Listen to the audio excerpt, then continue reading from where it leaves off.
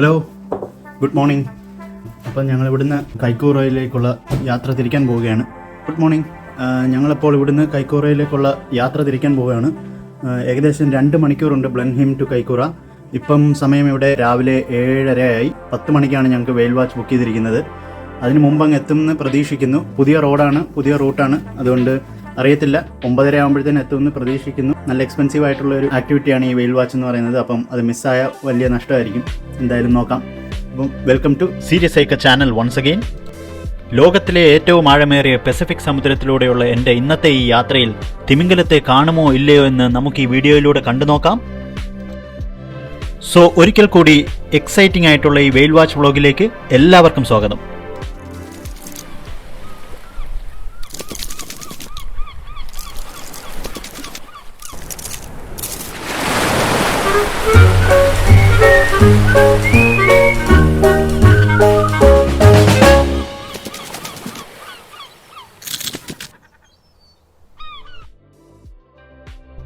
രാവിലെ ഒരു 8 മണിയോടുകൂടി ഞങ്ങൾ ബ്ലൻഹീമിൽ നിന്ന് കൈക്കൂറയിലേക്കുള്ള ഞങ്ങളുടെ യാത്ര തിരിച്ചു. 130 കിലോമീറ്ററാണ് ഞങ്ങൾക്ക് പോകുവാനുള്ളത്. ഏകദേശം 1.5 മണിക്കൂറത്തെ യാത്രയുണ്ട്. ചെറിയൊരു മഴയോടുകൂടി മൂടിക്കിടക്കുന്ന ഒരു കാലാവസ്ഥയായിരുന്നു അന്ന്.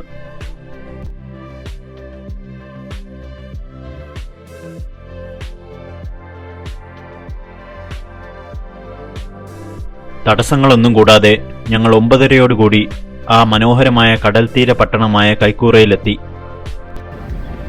അപ്പോൾ ഞങ്ങളിവിടെ വെയിൽ വാച്ചിൻ്റെ ലൊക്കേഷനിലെത്തി. പോയി ടിക്കറ്റ് കാണിച്ച് അതിൻ്റെ പാസ് മേടിക്കണം. പിന്നെ അതിൻ്റെ ഇൻസ്ട്രക്ഷൻസ് എന്തൊക്കെയാണെന്നുള്ളത് അറിയണം. ഇത് കൈക്കൂറയിലാണ്, കൈക്കൂറ വെയിൽ വാച്ച്. 10 മണിക്കേ ഉള്ളൂ. അപ്പം നമ്മളിപ്പം 9:30 ആയപ്പോൾ എത്തി. വിചാരിച്ചത് ലേറ്റ് ആവുമെന്നാണ്, പക്ഷേ നേരത്തെ എത്തി. കാരണം ഇത് മിസ്സായിരുന്നേ വലിയ നഷ്ടമായിരുന്നേനെ. സൈഡിലായിട്ട് നല്ല ബീച്ച് കാണാം.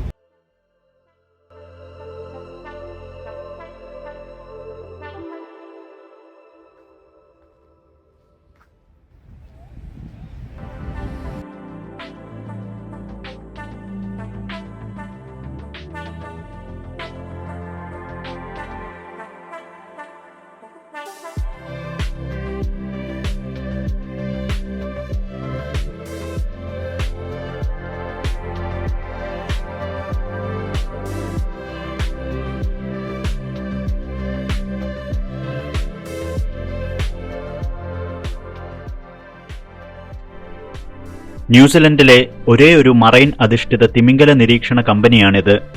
ദി അൾട്ടിമേറ്റ് മറൈൻ എക്സ്പീരിയൻസ് എന്നാണ് ഈ കമ്പനിയുടെ പേര്. വർഷം മുഴുവനും ഭീമൻ ബീജത്തിമിംഗലം അല്ലെങ്കിൽ സ്പേം വെയിൽസുമായി സന്ദർശകർക്ക് ആവേശകരമായ ഒരു കൂടിക്കാഴ്ച വാഗ്ദാനം ചെയ്യുന്നു ഇവർ. ഭൂമിയിലെ പല്ലുകളുള്ള ഏറ്റവും വലിയ ജീവിയാണ് സ്പേം വെയിൽസ്. നീലത്തിമിംഗലം അഥവാ ബ്ലൂ വെയിൽസ് ഇവയേക്കാൾ ഒരുപാട് വലുതാണ്, പക്ഷേ അവയ്ക്ക് പല്ലില്ല.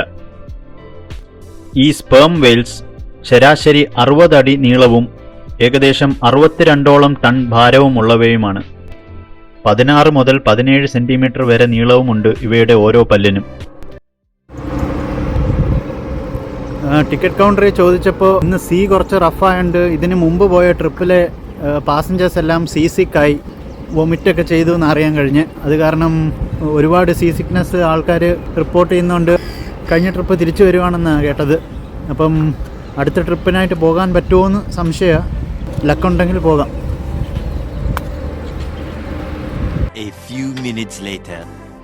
നമുക്ക് പോകാൻ പറ്റുമോ എന്ന് അറിയത്തില്ല.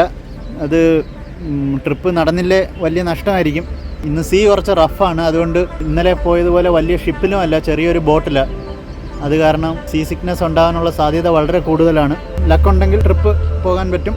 വെതർ അങ്ങനെ മഴയില്ല, നേരത്തെ പറഞ്ഞ പോലെ ക്ലൗഡി ആയിട്ട് നിൽക്കുകയാണ്. പക്ഷേ സീ നല്ല റഫാണ്. അപ്പോൾ എന്തായാലും കൊണ്ട് ട്രിപ്പ് പോകാമെന്ന് വിശ്വസിക്കുന്നു. ടിക്കറ്റും ബോർഡിംഗ് പാസും കിട്ടി. എല്ലാവരും ഇവിടെ വെയിറ്റിംഗ് ആണ്. വെയിൽ വാച്ചിൻ്റെ സ്റ്റാർട്ടിംഗ് പോയിന്റിലേക്ക് നമ്മളെ ഇവിടുന്ന് ഒരു ബസ്സിലാണ് കൊണ്ടുപോകുന്നത്. പിന്നെ സീ ഭയങ്കര റഫായതുകൊണ്ട് തന്നെ ഞങ്ങൾ കൗണ്ടറിൽ നിന്ന് സീ സിക്നെസ്സിന് വേണ്ടിയുള്ളൊരു ടാബ്ലറ്റ് മേടിച്ചു. അപ്പം ഇതാണ് ആ ഒരു ടാബ്ലറ്റ്, സീ ലെഗ്സ് എന്ന് പറയുന്ന മോഷൻ സിക്നെസ്സിന് വേണ്ടിയുള്ളത്. അപ്പം വളരെ എക്സൈറ്റഡ് ആണ്. പോയി നോക്കാം, വെയിലിനെ കാണാൻ പറ്റുമെന്ന് വിശ്വസിക്കുന്നു. ഈ വെയിൽ വാച്ച് ഓഫീസിനു പുറകിലായി മനോഹരമായ പഴയ ഒരു റെയിൽവേ സ്റ്റേഷനും കാണാൻ സാധിച്ചു. വെയിൽവേ സ്റ്റേഷൻ എന്നറിയപ്പെടുന്ന ഈ റെയിൽവേ സ്റ്റേഷനിൽ കൂടി ന്യൂസിലൻഡിലെ കോസ്റ്റൽ പസഫിക് ട്രെയിൻ ഓടുന്നു. ഈ ട്രെയിൻ ഞാൻ ഫെറിയിൽ വന്നിറങ്ങിയ പിക്ടൺ എന്ന ടൗണിലേക്ക് രാവിലെയും ഉച്ചതിരിഞ്ഞ് ക്രൈസ്റ്റ് ചർച്ചിലേക്ക് പോകുന്ന വഴിയും ഇവിടെ ഈ റെയിൽവേ സ്റ്റേഷനിൽ നിർത്തുന്നു.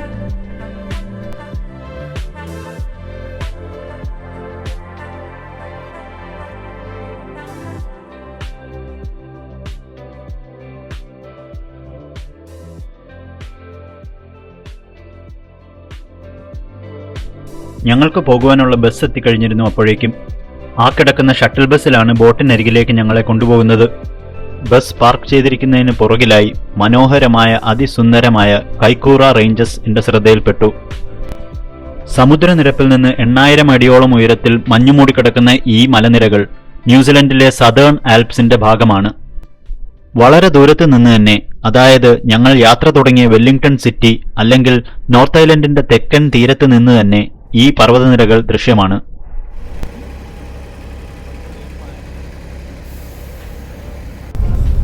അപ്പം ഞങ്ങൾ ബസ്സിൽ കയറി സ്റ്റാർട്ട് ചെയ്യാൻ പോവുകയാണ്. വളരെ എക്സൈറ്റഡ്. അപ്പം പോകുന്ന വഴിക്കുള്ള കാഴ്ച പങ്കുവെക്കാം.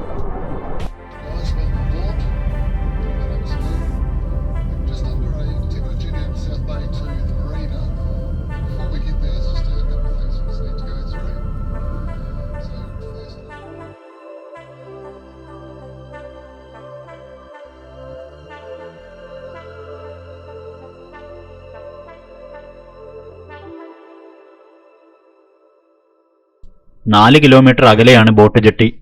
വളരെയധികം ആകാംക്ഷയോടുകൂടി ഞങ്ങളും ഞങ്ങളുടെ കൂടെ ബസ്സിലുള്ളവരും യാത്ര പുറപ്പെട്ടു.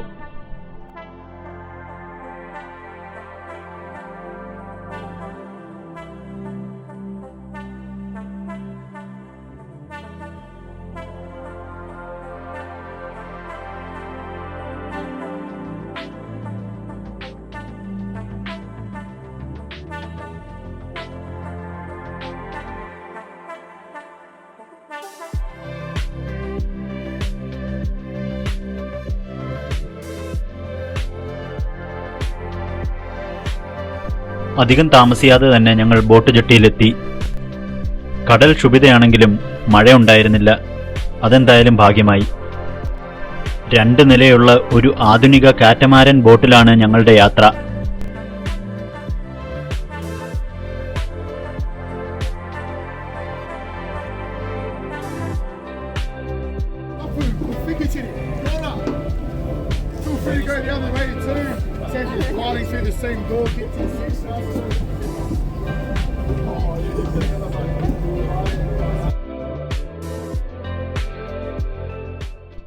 സാമാന്യം നല്ല വലിപ്പവും നല്ല വൃത്തിയുള്ളതും സൗകര്യപ്രദവുമായ ഒരു ബോട്ടാണിത്. അങ്ങനെ ക്യാപ്റ്റൻ എത്തി എഞ്ചിൻ സ്റ്റാർട്ട് ചെയ്ത് പസഫിക് സമുദ്രത്തിലൂടെയുള്ള ഞങ്ങളുടെ തിമിംഗലത്തെ തേടിയുള്ള യാത്ര തുടങ്ങി.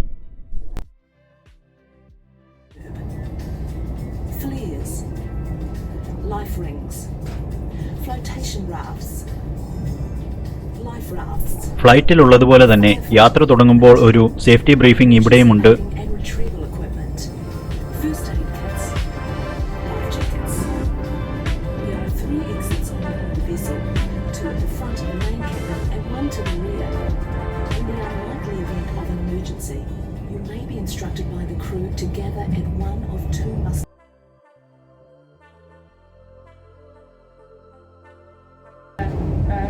Expected to be here in the next couple of weeks.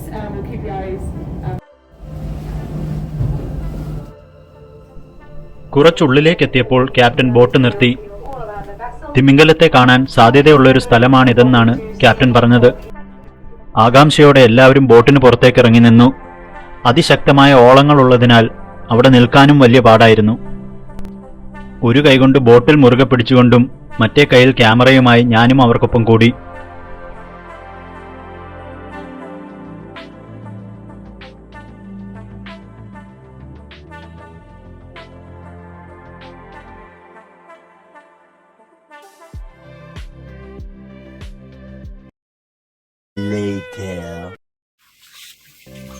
ആദ്യത്തെ ലൊക്കേഷനിൽ സ്റ്റോപ്പ് ചെയ്തെടുത്ത് വെയിലിന്റെ സൗണ്ടൊന്നും കേട്ടില്ലെന്ന ക്യാപ്റ്റൻ പറഞ്ഞു. ഇത് കാരണം നമ്മൾ റീലൊക്കേറ്റ് ചെയ്യാണ്.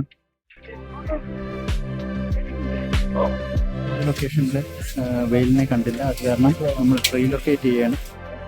വേറൊരു ലൊക്കേഷനിലോട്ട് പോയിട്ട് ക്യാപ്റ്റൻ്റെ കയ്യിലൊരു ഹൈഡ്രോഫോൺ ഉണ്ട്. ഇത് വെച്ചാണ് ഈ വെയിലിൻ്റെ സൗണ്ട് ഇവിടെ ഒന്നും കേട്ടില്ല. നേരത്തെ പറഞ്ഞതുപോലെ ക്യാപ്റ്റന്റെ കയ്യിലുള്ള ഹൈഡ്രോഫോൺ ആണ് ഈ കാണുന്നത്. തിമിംഗലത്തിന്റെ ശബ്ദം കേൾക്കുവാനാണ് ഇത് ഉപയോഗിക്കുന്നത്. ഈ ഹൈഡ്രോഫോൺ എന്ന യന്ത്രം ഉപയോഗിച്ച് എല്ലാ ദിശകളിൽ നിന്നുമുള്ള സമുദ്ര ശബ്ദങ്ങൾ കണ്ടെത്തുകയും രേഖപ്പെടുത്തുകയും ചെയ്യാൻ സാധിക്കും.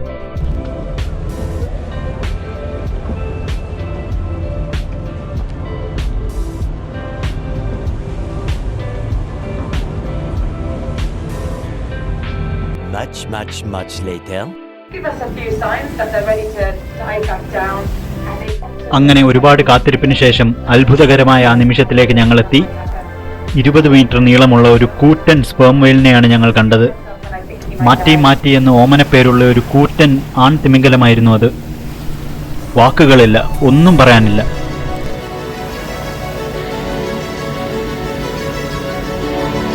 ഏത് നിമിഷവും സമുദ്രത്തിനടിയിലേക്ക് ഭക്ഷണത്തിനായി അവൻ മുങ്ങും. അങ്ങനെ അവൻ ഡൈവ് ചെയ്യുമ്പോൾ അവൻ്റെ ആ കൂറ്റൻ വാലുകളാണ് നമുക്ക് കാണാൻ സാധിക്കുന്നത്.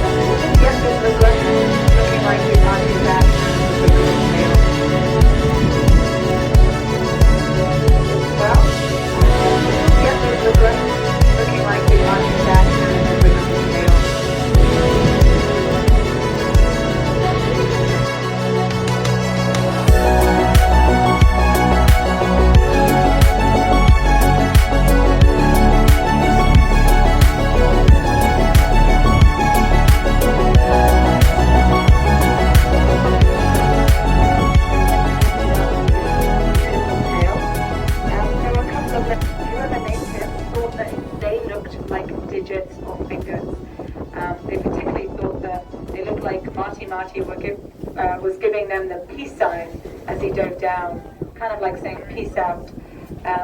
I'll show you a picture when you get back inside the cabin. I think the person who named him had quite an imagination, but really.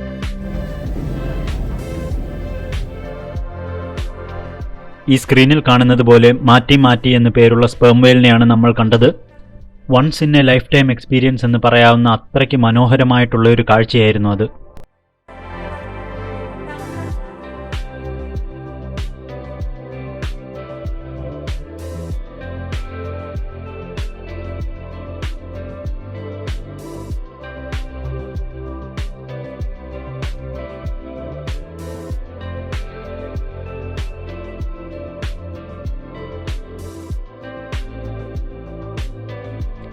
ഇനിയും മറ്റൊരു തിമിംഗലത്തെ കൂടി കാണാൻ സാധ്യതയില്ലാത്തതുകൊണ്ടും സമുദ്രം ഒട്ടും തന്നെ ശാന്തമല്ലായിരുന്നതുകൊണ്ടും ക്യാപ്റ്റൻ ആഴം കുറഞ്ഞ ഒരു സ്ഥലത്തേക്ക് കൊണ്ടുവന്ന് ബോട്ട് സേഫായി പാർക്ക് ചെയ്തു.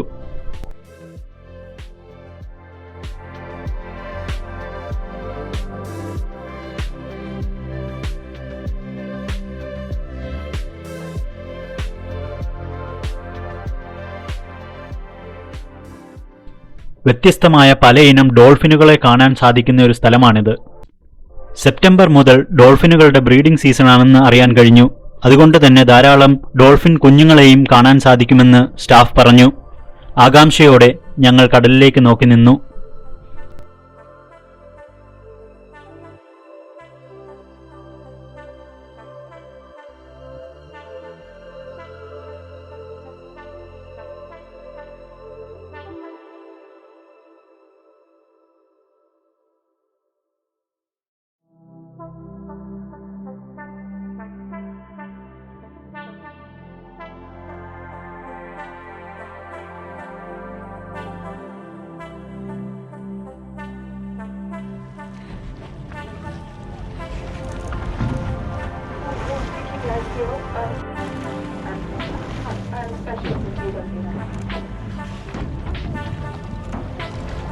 സാധാരണയായി ലോകത്തിന്റെ പല ഭാഗത്തും കാണുന്ന അത്യാവശ്യം സൈസുള്ള ഡസ്കി ഡോൾഫിനുകളാണ് ഈ കാണുന്നത്.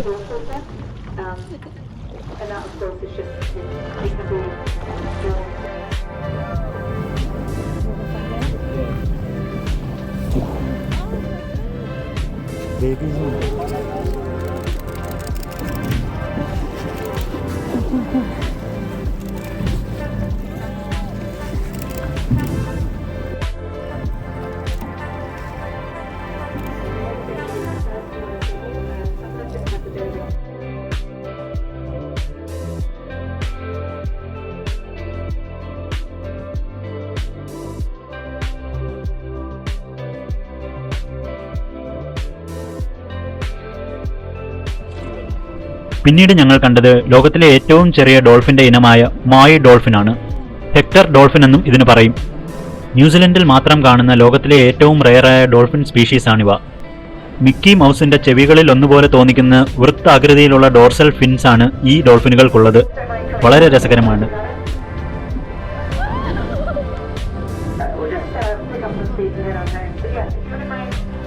കടൽ വീണ്ടും ശുഭിതയായി തുടങ്ങിയിരുന്നു.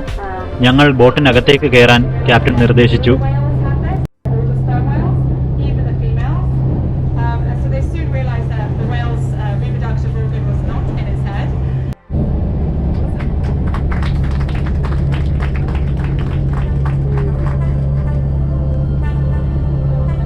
Three hours later.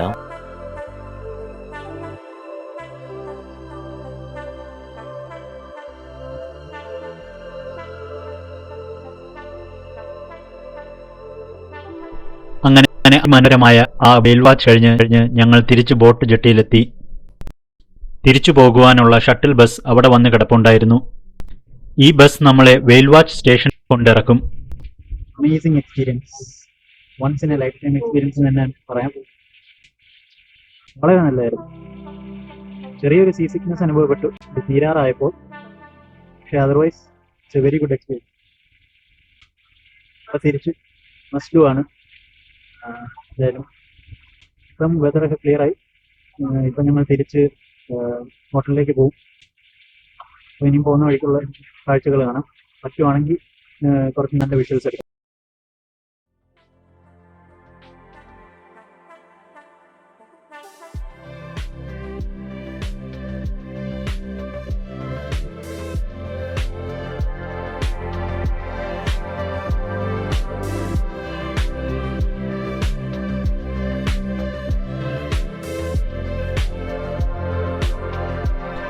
തിരിച്ചു ഞാൻ കാറിൽ എത്തിയപ്പോഴേക്കും അവിടെ വളരെ പോപ്പുലർ ആയിട്ടുള്ള ഒരു സീ ഫുഡ് കടയുടെ ഫ്ലയർ ഞങ്ങൾക്ക് കൊണ്ടുതന്നു. അത്ര സുപരിചിതമല്ലാത്ത സ്ഥലമായിരുന്നതുകൊണ്ടും വളരെയധികം ക്ഷീണവും വിശപ്പും അനുഭവപ്പെട്ടു തുടങ്ങിയിരുന്നതുകൊണ്ടും ആ കടയിൽ തന്നെ പോയി ഭക്ഷണം കഴിക്കാമെന്ന് ഞങ്ങൾ തീരുമാനിച്ചു. ലോൺലി പ്ലാനറ്റ് എന്ന പ്രോഗ്രാമിലൊക്കെ ഫീച്ചർ ചെയ്തിട്ടുള്ള വളരെ പോപ്പുലർ ആയിട്ടുള്ള ഒരു കടയാണിത് എന്ന് അറിയാൻ കഴിഞ്ഞു.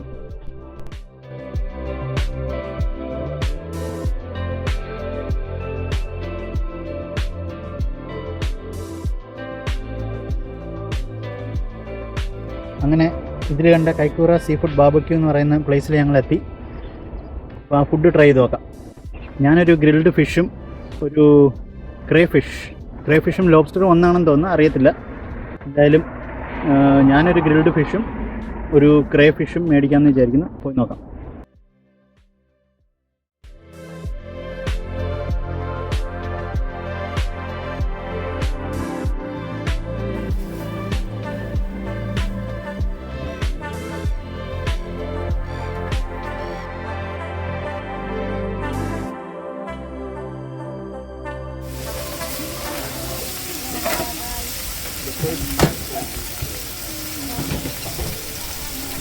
ഈ കാണുന്നതാണ് ക്രേഫിഷ്. ക്രേഫിഷ് ആണ് ഈ കടയിലെ സ്പെഷ്യാലിറ്റി എങ്കിലും മീൻ, കക്കയിറച്ചി തുടങ്ങി പലയിനം സീ ഫുഡും ഇവിടെ ലഭ്യമാണ്. നമ്മുടെ നാട്ടിലെ വഴിയോര തട്ടുകടകൾ പോലെ റോഡ് സൈഡിൽ പാർക്ക് ചെയ്ത ഒരു വണ്ടിയിലാണ് ഇവർ ഫുഡ് പാകം ചെയ്ത് ബിസിനസ് നടത്തുന്നത്.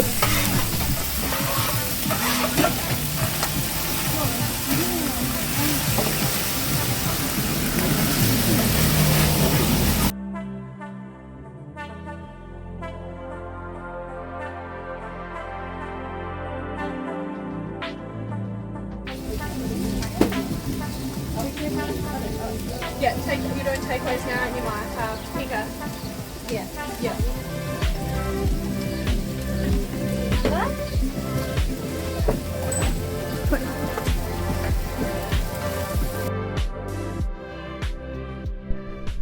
വളരെയധികം തിരക്കുണ്ടായിരുന്നു കടയിലെന്ന്. അതുകൊണ്ട് തന്നെ ഭക്ഷണം പാകമാകാൻ കുറച്ച് സമയം വേണ്ടിവരുമെന്ന് അവർ ഞങ്ങളോട് പറഞ്ഞു.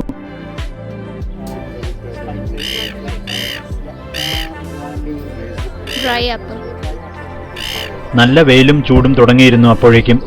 അതിനായി എന്തേലും കുടിച്ചുകൊണ്ട് ഭക്ഷണത്തിന് വെയിറ്റ് ചെയ്യാമെന്ന് ഞങ്ങൾ കരുതി.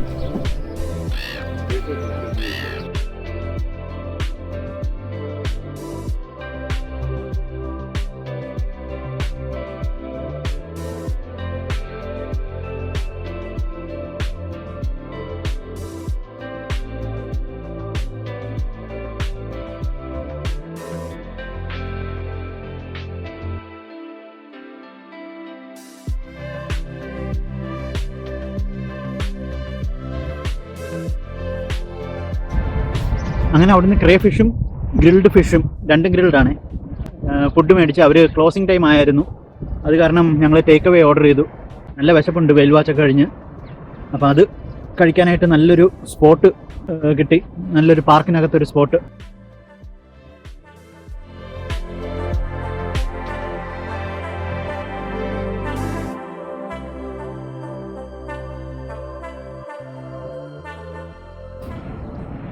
നമ്മുടെ ഫുഡിൽ നിന്ന് വേസ്റ്റ് കിട്ടും, അല്ലെ കുറച്ച് ഫുഡ് കിട്ടുമെന്ന് പ്രതീക്ഷിച്ച് 3 സീഗൾസ് ഞങ്ങളുടെ ചുറ്റും കൂടിയിട്ടുണ്ട്. വേഗം കഴിക്കണം, അവന്മാരല്ലെങ്കിൽ കൊത്തിയെടുത്തുകൊണ്ട് പോകും. അവന്മാരാൾ വില്ലന്മാരാണ്. ഫുഡ് ഗ്രിൽഡ് ഫിഷും ക്രേ ഫിഷും സാൻഡ്വിച്ച് ആക്കിയാണ് അവർ തന്നേക്കുന്നത്. അപ്പോൾ ഇത് ക്രേ ഫിഷ് സാൻഡ്വിച്ച്, ക്രേ ഫിഷ് ഫ്രിറ്റർ എന്നാണ് പറയുന്നത്. അപ്പോൾ അതിൻ്റെ മീറ്റ് മാത്രം എടുത്ത് ബ്രെഡിൻ്റെ ഇടയിൽ സ്റ്റഫ് ചെയ്താണ് നമുക്ക് തന്നേക്കുന്നത്. ഇത് ഗ്രിൽഡ് ഫിഷ്, ഇതും എന്തോ മീനാണെന്ന് അറിയത്തില്ല, എന്തായാലും കണ്ടിട്ട് വളരെ ഡിലീഷ്യസ് ആണ്. അപ്പോൾ രണ്ടും സാൻഡ്വിച്ച് രീതിയിലാണ്, അല്ലെങ്കിൽ റൈസ് ഓപ്ഷനും ഉണ്ട്. ഞാൻ സാൻഡ്വിച്ചാണ് എടുത്തത്, ഞങ്ങൾ ഡ്രൈവ് ചെയ്യുന്നതുകൊണ്ട് അതാണ് എളുപ്പം.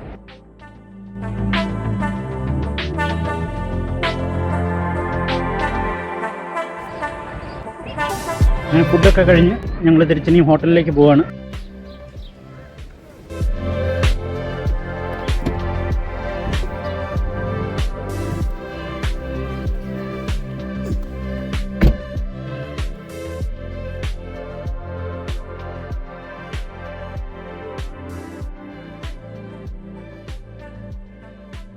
അപ്പോൾ ഇന്നത്തെ വെയിൽ വാച്ച് വീഡിയോ എല്ലാവർക്കും ഇഷ്ടപ്പെട്ടെന്ന് കരുതുന്നു. ഇഷ്ടപ്പെട്ടെങ്കിൽ ലൈക്ക് ചെയ്യുക, ഷെയർ ചെയ്യുക, സബ്സ്ക്രൈബ് ചെയ്യുക. നോട്ടിഫിക്കേഷൻസിന് വേണ്ടി ആ ബെൽ ബട്ടണും അമർത്തുക. ന്യൂസിലൻഡിന്റെ വേറിട്ട കാഴ്ചകൾ കാണുവാനായി ചാനൽ സബ്സ്ക്രൈബ് ചെയ്യുക മറക്കരുത്. അപ്പോൾ മറ്റൊരു വീഡിയോയിൽ വീണ്ടും കാണുന്നത് വരെ ബൈ.